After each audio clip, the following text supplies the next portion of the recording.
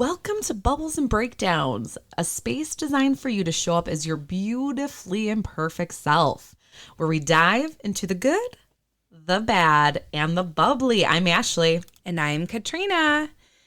And today we are covering toxic traits. Toxic traits, particularly that hold us back. Dun, dun, dun. I know. Well, we all have them, guys. Like, spoiler alert. Spoiler. The thing about them is that they're silent. These toxic traits, they come in, they sabotage our peace, or they halt our progress, or inhibit us from living our lives. So in this candid episode, we want to dive into two powerful patterns that often disguise themselves as being capable or being concerned.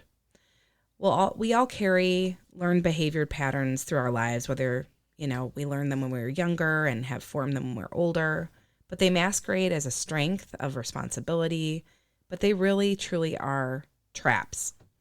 This episode defines toxic traits not as failures, but as coping mechanisms that are actively preventing our genuine success and our peace. Ugh, hate that. So we're going to touch on two very big ones for both of us.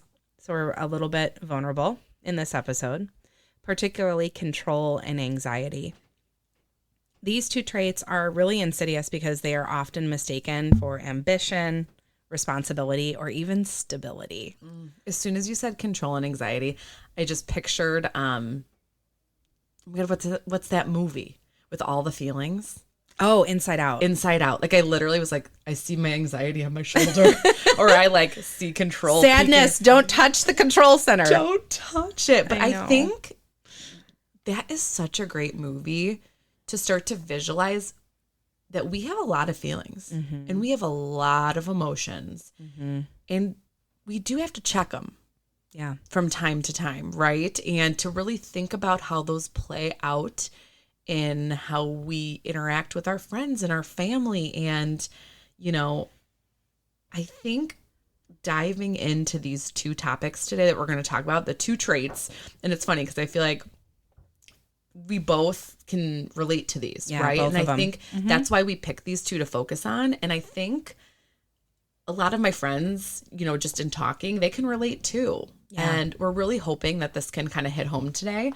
And like Katrina said, I think we're going to dig into that first one now, which is this control trap. That's what we're calling it, the control trap of why are we trying to control people? Yeah. And these outcomes, they're really the fastest path to misery. Yeah, trying to control people and trying to control situations. And when I see this, I know that people who know me well would describe me as controlling.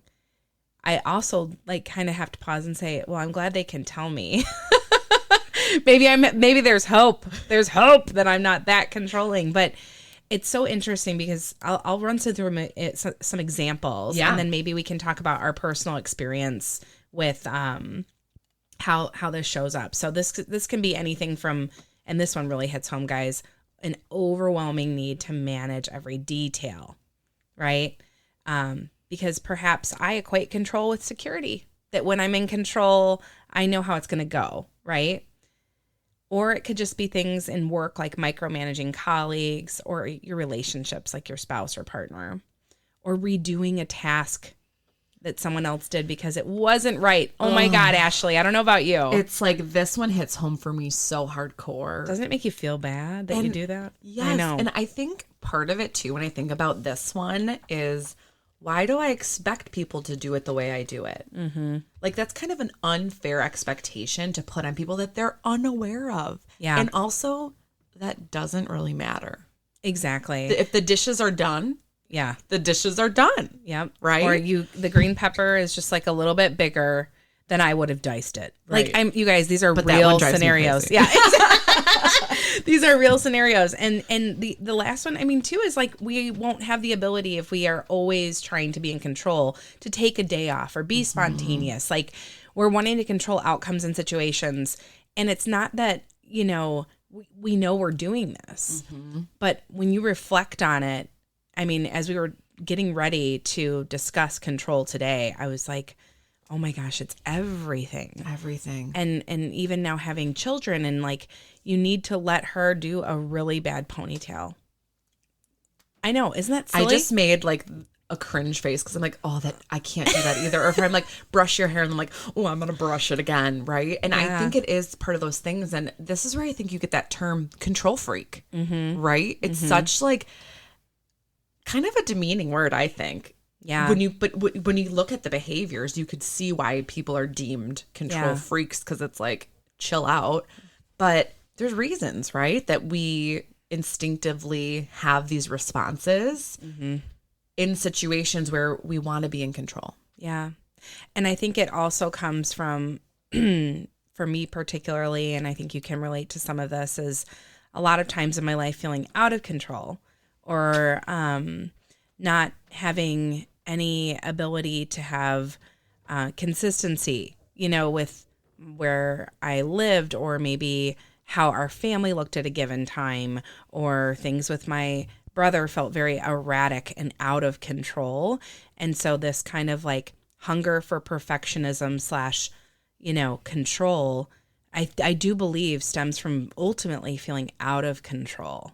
That like people who feel out of control in other aspects start to control things that maybe are innocuous or like minor to people, hairbrushing, the braid the right way, cutting the peppers, because that's something that we feel we can do well, or that we can do, quote unquote, perfectly. Absolutely. And I think too, you hinted at like it all stems from something, right? These feelings don't just appear overnight and you become this quote unquote control freak, right?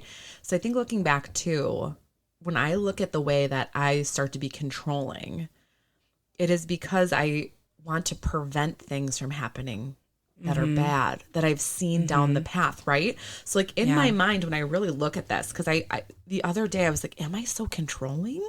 Right? Like, and I was like, yes, I am. But to your point, I'm trying to save everyone in my family from any hurt, or if we talk about the hairbrushing, like looking presentable, or you know what I mean? Cutting things the right way because I know someone likes it cut that way. Right. Or I'm doing it this way because I know dinner will hit the table at 5, right? So there's all these things that I'm like, it's kind of my control freakism, if you will. Get your freak on is like my checklist of can I prepare enough to have a smooth day where no one gets upset? And I think that's where my true intentions lie, right? Yeah. Growing up, things were out of my control. Right. And I wish someone could have controlled those better.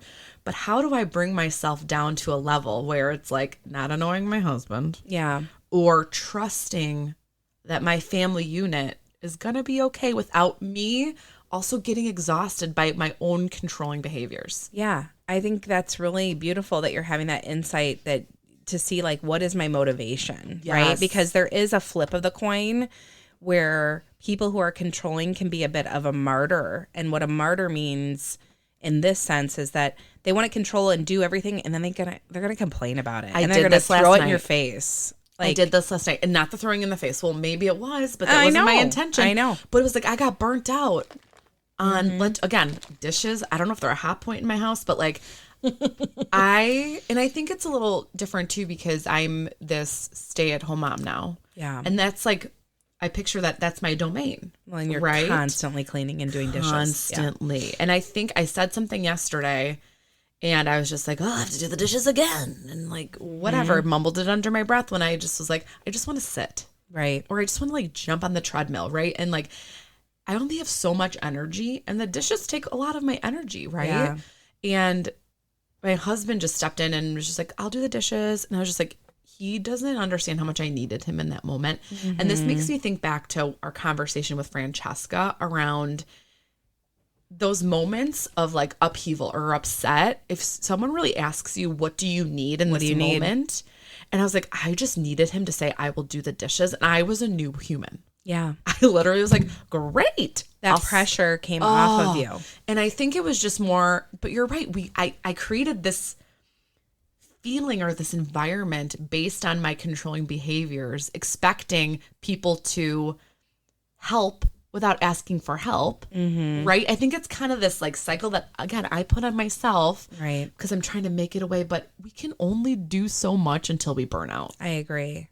And it's interesting, like that's, having a partner who was just saying the right thing at the right time isn't always going to happen. No. So I do think there's a big And we're learning. not those partners all the time either. No. In fact, sometimes like I'll use an example of something that both my husband and I do not want to do is like let the dog out at the end of the night. We're like, the worst. Can't you just now you got to be on 12th time go outside? And now you got to be on coyote watch. I know. It's like, oh it's God. Like, and she's old and blind. Anyway, another day. But thinking back to my personal experience with Control Ashley is that reference I made about cutting the vegetables. Mm-hmm. So I am the predominant cook. We've talked about this before. I can vouch for the greatness. But, there was a time before kids that Matt would try and help me cook and stuff. And it would give me anxiety watching a couple things the way that they were. I mean, this is outrageous, but I'm being very vulnerable. Like this is my real neurotic part of myself. This very unpolished. I'm not proud of any of this behavior. In fact, this is something that I've worked really hard to try and deprogram, and I am still working really hard to try and deprogram. But I would watch, I'm like, not like that. No, not like that. Or can you hurry up? Like you're going really slow, and how that made him feel. And so we think about how does this hold us back? How did these moments of control start to put and fracture relationships or fracture how other people feel? And this one hits home with me so much. The first thing that I think resonates with me on how does this hold me back is that it destroys trust. So, and I think the second one we'll talk about in a little bit, and Ashley, it might be for you, but others will feel more incompetent and just stop offering help. And so I'm now, 18 years in a relationship with my husband, and it has been very much established. My behaviors are established behaviors. I plan the trips. I cook the meals. Wait, I thought he was the director of entertainment. Well, for like in-home. Oh, in-home. Okay. In-home entertainment. No. Travel is still my bag. But here's the thing. This isn't a knock on him. Right. It is my control issue. Mm-hmm. And he has had to accept that, which is unfair, that I am going to always be in the driver's seat. And it's because if he's doing something and it's not the way I would do it, it makes me uncomfortable and nervous and have anxiety. And this is a real challenge in our relationship because, yeah, he has stopped offering help in some regards because he's like, you're just going to do it or you're going to redo it. Mm-hmm. And what a shitty thing to make him feel. Like I feel bad even just thinking about it. I know. And you know what? That resonates with me a lot too because there's certain things where I've noticed my husband will ask me a lot of questions, right? But I think he's like, well, where's this? And I think it's because he knows where I know where everything is, but also if it's a different pair of gloves I'm looking for, or if it's a different, and I think he's just like, you're right. Like I've almost conditioned this environment where it does destroy that trust that I'm not trusting him. And you've created an environment where you have all the control and you know where everything is. Exactly. And also like that's exhausting for me. That's the second thing, how it holds you back. It can cause major exhaustion and burnout. It is hard. And it also makes me feel really bad. Mm-hmm. And I don't like that dynamic. And that is definitely something I want to work on changing. Well, and that's kind of the definition when we were preparing for this is like, okay, why does it cause exhaustion, Ashley? Is because now you are that single point of failure for everything. Mm. If you hold all of the control in your precious little capable hands, and then it's all on your shoulders. And so then when something doesn't work or you can't find something or you lose something, that's almost like this implosion that we can have because it's all on your shoulders. You have created an environment of control that other people now not only don't want to help, as we talked about before, by destroying trust, we've created an environment that it actually makes them incapable of helping because they don't know where anything is or they don't even know how to do the thing because we have literally run interference on their ability to contribute. And that to me is, again, do I have this right? No, this is why we're talking about it today. But that to me is motivation. Absolutely. For change. So yeah, I mean, I think about this. It's like we don't know what's possible without acting this way. Like this is our default. This is our autopilot. This high control. Reprogram that device. Yeah, I mean, like it's really funny, and I'll share one more example, and I'd love to hear any more before we kind of talk into ways that we could be managing it better. Is that, you know, I'll go to a family gathering, and even if I'm not the one cooking, all of a sudden, doesn't matter whose kitchen is, I'm the one cooking, or I'm the one doing a million things. And my mother-in-law years ago said to me, like, have you ever just tried sitting on the couch? Nope. And I'm like, that is almost impossible for me. Like, it's such a silly thing because other people, their problem is like, can you get off the couch and do something? Like they are the absolute opposite of me. So like, what a challenge. Like, can we sit on the couch? Can we sit on our hands? Can we like not do the thing we always do? And by the way, when you try to do that, it's kind of painful. Yeah. But I love sitting on a couch. After everything is done perfectly. Because I'm probably exhausted. You're exhausted. So were you, I already know the answer to this. Because I just feel like we both are this person. You obviously led all the group projects, correct? In school? For school, I was always the leader. Same. First to raise my hand. Same. Class pet. And I was like, I better get the good group members, though. Yeah. But and then they better agree to my name for what I want to call our team name, for sure. And then, I think that's where, is this where we really started developing those? That's kind of our first time where we had control, maybe, right? Because we are saying, we're going to control our grades. Mm-hmm. And we're going to control this output. And you know, so let's compare those group projects to our families now. Mm-hmm. It's a different players. Right? Different skill levels. But we got to release some of that. What's so funny, them. Yeah, is like something came up for me as you were just saying that whole group project thing, Ashley. A quote that my mom would say, others would say, we've all probably heard it a million times, which is lead, follow, or get the hell out of the way. And when you think about the word lead, as a child, the way I always took lead was I got to do the thing. I got to be the group lead. I got to lead this. I got to document it. I got to do all the work. Guess what? It's not leading. That is not leading. So actually it's a misunderstanding of that word that I think evoked this sense of leadership in me, because real leadership is when you help other people to thrive and you get the best out of others. Absolutely. Like even look at like managers who lead people. Right. Not everyone can be a manager. Right. Like it takes a lot of skill and a lot of trust in your people. Right. So kind of like this is a great analogy for like that control of letting some things go and trusting others. And guess what? Everything's going to be okay in the end still. Everything is going to be okay. And I think that that's where we can settle into some of these ways to manage. Yes. Let's talk about them. So as we were again, doing some research here. More Katrina. Yeah, a lot of research. And as I put on my fake glasses. Okay, so there's something called the 5% rule. So this I love because it was a little bit easy to remember. So thinking about one area where you're currently holding 95% or 100, frankly, of control, whether that's the meal planning or work projects, can we take 5% of that control and give it to someone else, but not just give it to them? This is the hard part. This is the sit on the couch, guys. Practice radical acceptance of the outcome. You might burn the pork chop. You might... or my brain's going to explode. You might overcook the broccoli and its broccoli soup. But can we give 5%? And how small? Like, even that 5% just gave you a physical reaction. She was sitting over here like, ugh.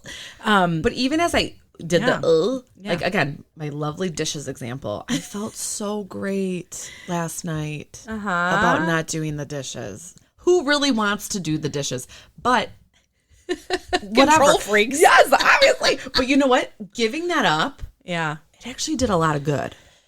Right. And I bet that peace was real peace, but not only like just peace of knowing that things are done feeling supported. Yes. Right. And I think you're not, both of us could do better at creating environments of real support if we don't ask for what we need. We've talked about this so many times. It sounds like a broken record.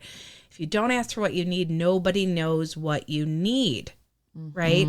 So then you fall into the default of nobody's going to give me what I need. I just have to do this all by myself. And I'm just going to do this. I'm going to do the dishes. And then after that, I'm going to put all the laundry in. And then I'm going to blah, blah, blah, blah.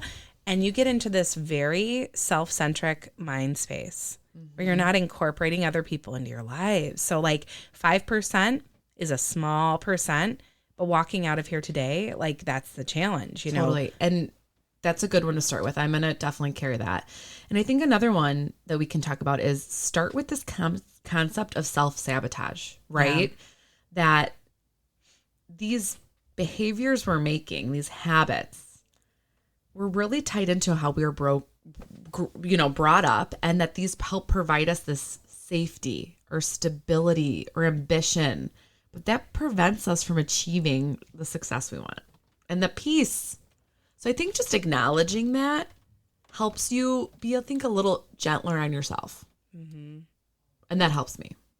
Well, I actually like the whole thought on self-sabotage because none of us want to sabotage ourselves. No. Like if we look at it as though this control is actually sabotaging me, which is going to lead me to exhaustion or breaking trust with my partner or da-da-da-da, and you look at it as an exchange, like that can help you being like, I need to stop. Not just controlling, but I need to stop self-sabotaging. Yes. Which is a whole flip. Totally. Mentally for me. Agreed.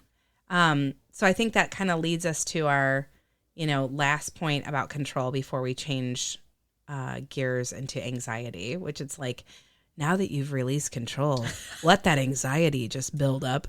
But let's leave with a quote around how to cope with control issues. And for some of you out there, if you're the type B mom or you're like, this didn't resonate with me, at least you now have some insight into what it's like. Why we're freaking out. Why we're freakazoids.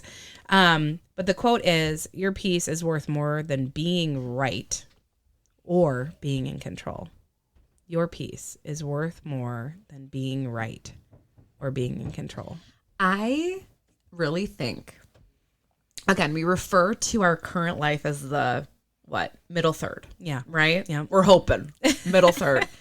I really think the label for this time in my life is that I'm trying to strive for, or my goal is peace. Yeah. There is nothing like feeling at peace with yourself, with where you are in life.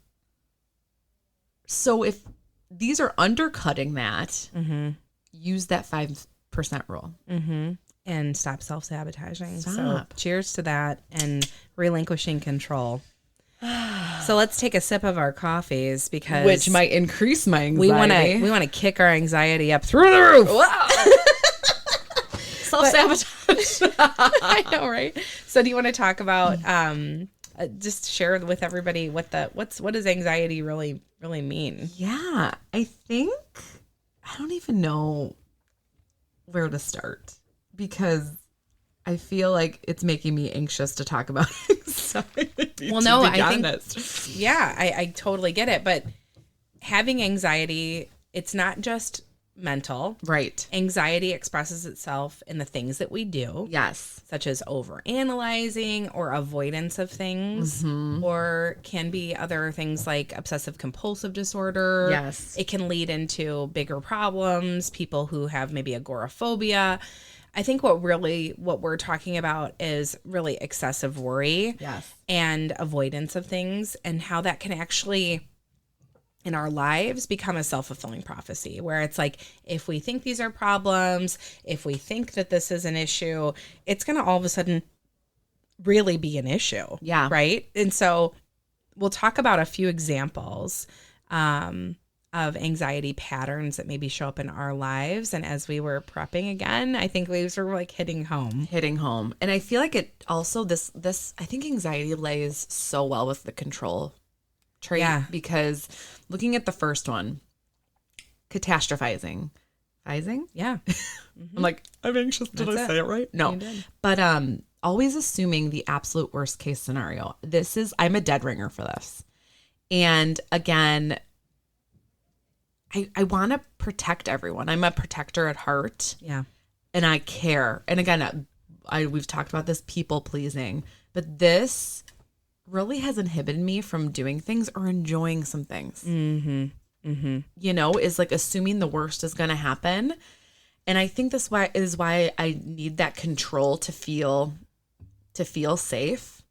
Is I'm going to prep for everything that I possibly can do, get my ducks in a row. So if I come across this worst case scenario, I am prepared with my family. Mm-hmm. And some of these scenarios are like, this is never going to happen. But it's in my mind of, I want to be ready. Mm-hmm. I want to protect you. And what are we going to do? So I actually have an example of this. So last summer, we took our annual trip to a little beach town, and it's like my favorite. And we were talking about, we missed going on the lighthouse this trip. Mm-hmm. And I was like, it's like my daughter loves it because we get to see the lighthouse. You're in the lake, whatever. And I said out loud, like, but it's probably a good thing we didn't because Wyatt would have just ran off into the lake. And my husband's like, Ashley. I was like, well, we would have had him in a stroller, right? Like, buckled up.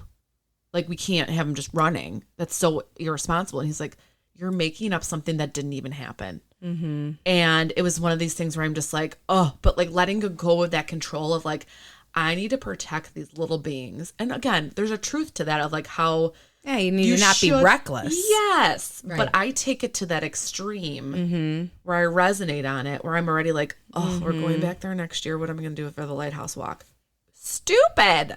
Like, I need to calm myself. So, Ashley, do you think that things that happen that are accidents you could have prevented? Do I think that? Mm-hmm.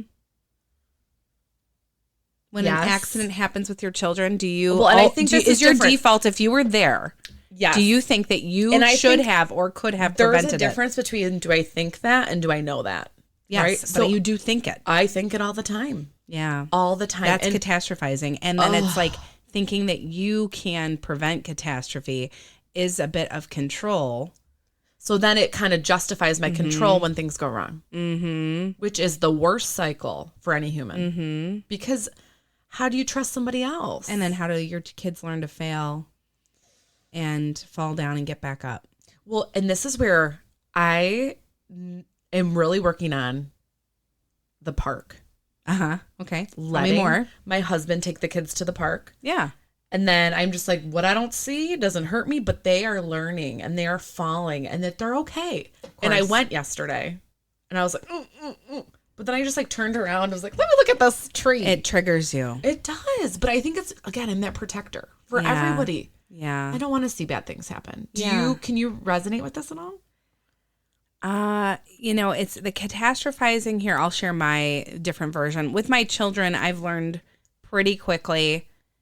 I first of all, a neighbor said this phrase, and I re-say it, which is, children are made of magic and rubber bands. And it's so true. Number one, their bones are still kind of like soft. They'll bounce till a certain age. But what we think would really hurt them doesn't usually really hurt them as bad as we would think. And I think I've learned that over the years, particular with my children. And yes, they've definitely been hurt. I mean, my son swallowed a quarter, had it stuck in his esophagus. Like, we had to have surgery. My daughter was bitten by our dog on the face, had to have stitches. Like, they have been hurt, like hospitalization hurt. Was I being reckless in those two scenarios? No, I absolutely wasn't reckless. I don't consider myself a reckless parent, but I do believe in my core accidents happen. But where I catastrophize is about my driving.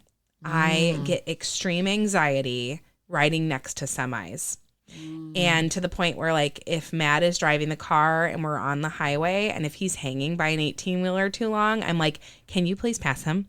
Like, I feel like they're going to swerve and I'm going to die. Pedal to the metal. For some reason, I just feel like I'm always going to get in a car accident. But if I'm alone in the car and if I'm driving, I don't have the anxiety. Again, going back maybe to control. Right.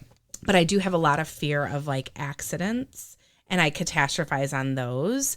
I don't do it as much on airplanes because statistically I know airplane rides are safer than car rides, right? So I tend to rely on statistics to catastrophize, I guess. Our scholar. Yeah, I don't know. Our scholar. Well, it makes sense. Yeah. So would you ever, and this kind of leads into really well to our next point in our next anxiety pattern, would you ever avoid things to not put you in that situation? Yeah. Wow. I don't know. What about you? I got to think on this. To be honest, looking at this, do I avoid stuff? Like, probably yes, but I think I'm more of the person of just saying yes and figuring it out, which is weird. Yeah, you live life. You're not inhibited by this. No, I'm not, but I'm also very, I guess, am I high strung? Sometimes. Yeah, I am. Sometimes. Yeah, I am. I think I've seen it in action. I love how I need her to acknowledge it. I'm like, no, I am. but no, in the most loving way is that I know the motivations behind it are always positive. But yeah, I can see you worrying about things and letting your worry take you to places that maybe I wouldn't have naturally gone. Right. And you know what? And I think the best thing, we were talking about this a little bit before, and I just thought this was really interesting, which gets back to the self-sabotage. Yeah. Is, again, I'm not trying to proactively avoid anything. Right. But once I say yes to these situations, to your point, I've noticed when I'm at my happiest level, is when I stir the most. So when I was engaged to Brad and we were like planning the wedding and all this, I had to go to San Francisco a lot. And I was so anxious to get on those planes. And it was like a bigger trip. I was with my old boss. We were going to, I forgot the town, but like a town outside of San Fran, renting a car, driving to San Francisco, driving somewhere else to another. Like it was a lot of logistics. Yeah. And I was like, it can be overwhelming. I can't go on this trip. And it was like, what other 20-something, no, I lied, 30-something would be like nervous. You'd be like, oh yeah, let's go to San, I don't have kids yet. I have no responsibilities. Like, but I was so like, what if something happens and I don't get married? Oh, or like it just, because I was so happy. That's when I notice that my anxiety plays with me, you know? And it's like, do I not deserve to be happy? Right. We were kind of talking about that. And that really hit home because, you know, that's was hard to hear. Or is it that like things are going so well that it's like the shoe's about to drop? Right. It's like that fear. Anxiety can come a lot from fear, which I just explained with the 18-wheeler and this too, where it's like I'm going on this trip and what if the plane goes down, then I don't get married and then I have all this money out there and then everyone's going to be sad and da-da-da. And it's like that comes from fear, right? And so if we let our fear compound us and take us out of experiences, or not even, like I'm not the type of person that's like going to lock myself up in my house ever. I'm very much like, let's go. I feel like COVID actually was a little. Well, that's that's different. A unique situation. But the where I also think fear plays a big role is while you're there. Like you just had a plane ride you described where like you were fearful maybe the whole time. I wasn't there, but maybe that's what it felt like versus I'm going to listen to a podcast or I'm going to read a book or I'm going to do something for myself. You know what? Once I got on the plane and we landed, it was like I enjoyed the time and it was a great, successful business trip. Right. So I don't wallow in that, but just I think too, and hopefully, you know, listeners, you're getting something out of this, just to talk about like, why is this happening? Not like we have to analyze everything in our lives to the nth degree, but I think there's a lot in understanding if you want to overcome some of these patterns that we're talking about, is realizing what's going on. Like I literally feel now in my 40s, I know who I am. And like you were saying, right? Like 18 years into your marriage, like your habits are pretty baked. Yeah. Like we're not going to change much, but we can try to sabotage less. Right. We can try to trust more and really try to make us feel this sense of peace that we so deserve. Yeah,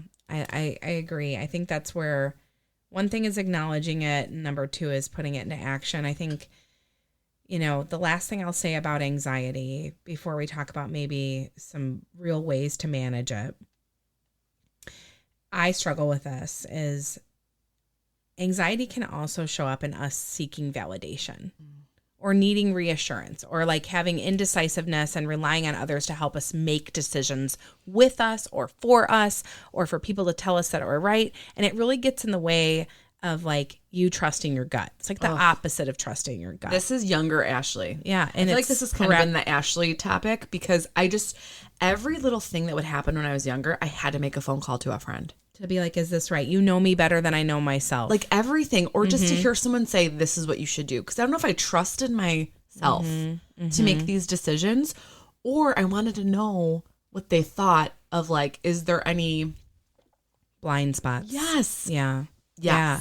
And I think that can be very, very real, and so much to the point where it can make us paralyzed, right? Ugh. So I would say anxiety shows up in a lot of ways. Maybe you're worried about the car accident. Maybe you're practicing avoidance and not engaging socially or doing things that you would want to do, but you're getting, anxiety is getting the way, or you're having that constant validation cycle. So it can shrink your world. It can erode our self-trust, and it really can lead to that really stagnant life that I don't think any of us would ever feel like we're thriving, No. but it can be truly paralyzing, especially for people who have extreme cases of anxiety. So I just want to also validate that's a very real thing, that there's people who take medications. There's people who go through, therapy to deal with this. I feel very fortunate that neither of us are that, but we're still striving to make it a smaller part of our lives. So yes.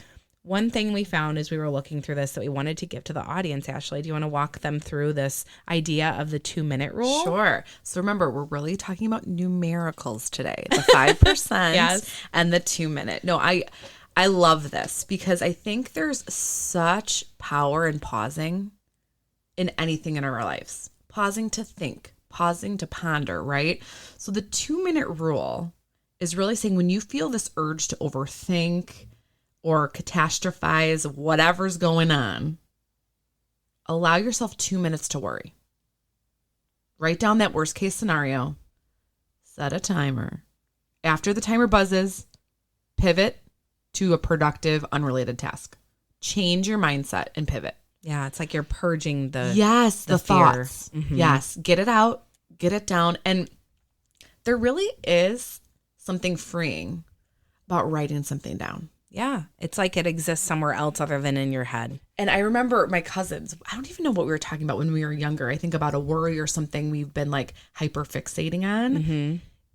There's so much power in visualization too, where I remember my cousin would say, picture a box, open the box, put your worries in there, cram them in, close the box, duct tape it, now punt it out the window.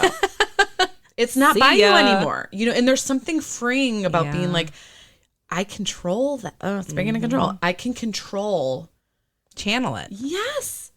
Kick it out of your window, punt it out of your space, make your space open to that peace. I love that. As you were describing the box, I have a different one just to give people ideas. Because the 2 minutes, worry about it. But then this other, which is visualization or meditation, we're really talking about for all our woo-wooers out there. Woo-woo. Yeah. It's like envision in your body. Close your eyes. Maybe you could do it right now as long as you're not driving. And you can say, where do I feel an emotion? Maybe you feel anxiety in your chest. Maybe you feel stress in your stomach. Maybe you feel anger in your shoulders, right? And you envision that spot of your body. And now you're going to envision a light. You're going to envision a light in that part of your body starting to form and grow. And everything around that area is becoming light. Everything around you is becoming warm. It's like a big sunshine coming out of that spot. And do this for a few minutes until you have softened that area where you feel something that you no longer want to feel. Now, our everyday isn't always going to let us do this, but it can help. You feel that stress, you feel that anxiety, put it in a box or feel the light in your body and see how it shifts. See how it makes you feel. And when I do this kind of stuff, when I have the time, when I make the time, I think it really, really helps me, Ashley. I completely agree. These are tough topics, I think, too. They are. Like you said, we're being a little vulnerable today, right? And sharing this, but it's so worth it to acknowledge what's going on inside. these can be toxic to you, right? That's why we're calling this toxic traits. But we hope, just by acknowledging what's going on, giving a little background of why are we feeling this way, shared some examples, talk about how this is holding us back. Let's practice kind of what we've talked about, this 5% letting go of some control. Love it. And this 2-minute reminder of just like, get it all out there into the universe, send it away, move on, and take a deep breath, because we all deserve a better version of ourselves. Yeah. And I think the biggest thing is you are better than your control or your anxiety. You are perfect the way you are. So show up as authentic as you can be and check yourself. Check these toxic traits. They are not you. They are only a part of you. So, and with that, let's remember, after every breakdown, don't forget the bubbles. Woo! Woo woo. All right. And if you all are absolutely having a blast with us on bubbles and breakdowns, I know Ashley and I are, please take a moment and give us a review, rate us, and please share this with someone, especially if you know somebody who has anxiety or who has a challenge with control. Send it to them in the most loving way. It may be just what they needed. So cheers to everybody. We'll catch you next time. Bye.